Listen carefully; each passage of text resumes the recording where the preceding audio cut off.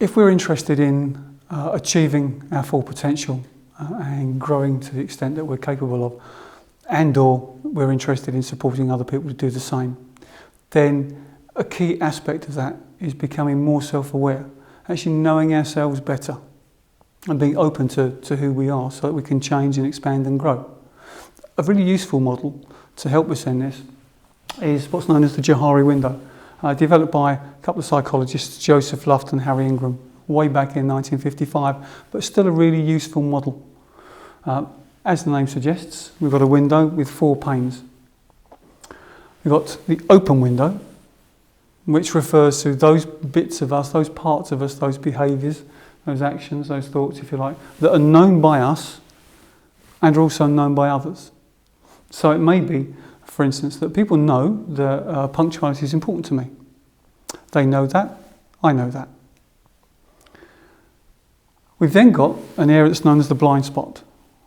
So that's the area that is not known by me. I'm just not aware of some of the things that I do, but other people are. So perhaps when I'm doing video recordings, I spend a lot of time saying like, it's like this and like, you know what I mean? Like. And I'm not aware of it, but everybody else is, and you can bet that they're talking about it. Or maybe when I walk down the corridor, perhaps I have a habit of just shaking people's hands. And I'm not really aware of it, I don't really think about it. And in pre-COVID and hopefully post-COVID times, that kind of continues. I'm not aware of it, but other people are, and I think it's a really, really positive thing. It makes a big difference. But it just goes below my conscious awareness. It's a blind spot. Good thing, but it's a blind spot.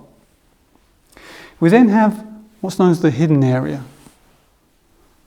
And that contains things that I know, but which are hidden from other people.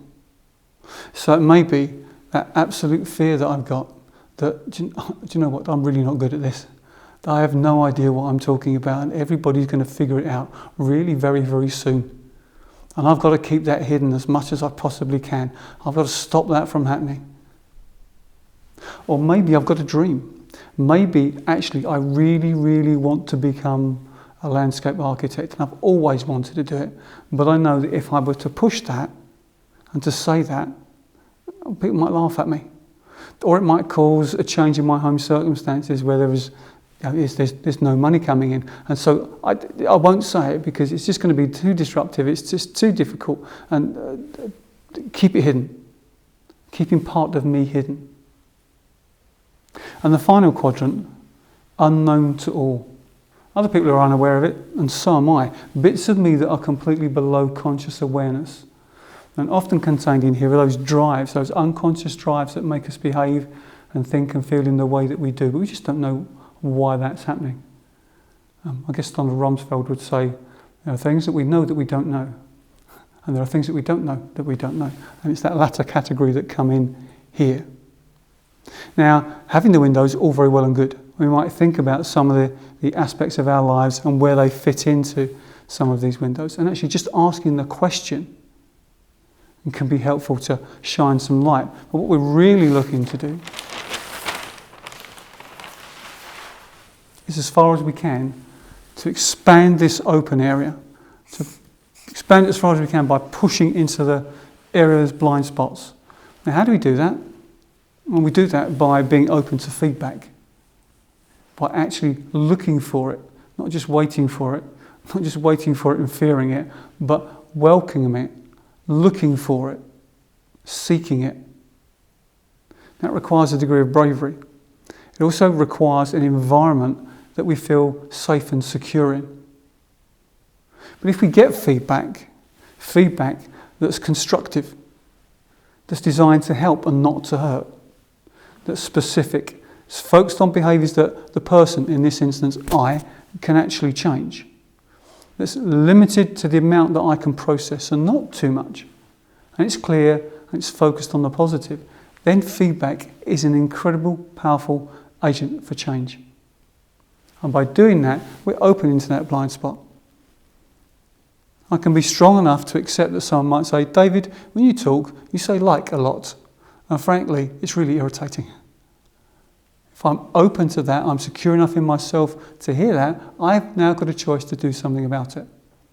If they say, David, maybe you didn't notice, but you have a tendency to shake people's hands and they really like it. It's a positive thing. Okay, I know that. I can do more of that when the circumstances allow. But I can also expand into the hidden area. Now, how do I do that? I do that by sharing some of those things about myself that other people don't know. But again, that requires a degree of bravery. It requires a sense of feeling safe in the environment. And in the workplace, that requires employers to create the circumstances, the environment for psychological safety. That people feel as though they can admit failures, they can admit weaknesses, they can open themselves up without fear of unnecessary criticism. But they'll get support so that they can grow, and their contribution to the organisation, their contribution to the family, if it's in a family context, can grow. And then finally, unknown to all. How do we expand into that area? Well, that's by being open to trying new things. Because there are things about myself that I don't know. Maybe I could be a decent piano player, but I'm never going to know unless I try. Maybe I could be an artist. Not a great artist, but maybe I could derive pleasure from that. I haven't picked up a paintbrush, not a picture painting one, since I was in secondary school. So I don't know. But if I try new things, I can explore, I can expand the sense of who I am. More and more is in that open zone. I can achieve more. And my contribution, whether that's as an employee, whether that's as a partner, whether it's as a parent, will grow as this area grows. So I'd ask you, just consider the model. Consider how you sit in relation to those various different zones. And if there's anything that you want to do or are prepared to do to expand that open area. And what about the people that you manage and that you lead? What can you do to create the context, the circumstances in which they can expand that open area, in which they can seek feedback, be prepared to share more of what's been hidden, can be prepared to try new things? Or with family members, how can you help them to expand that sense of self-awareness and have the courage to grow and develop?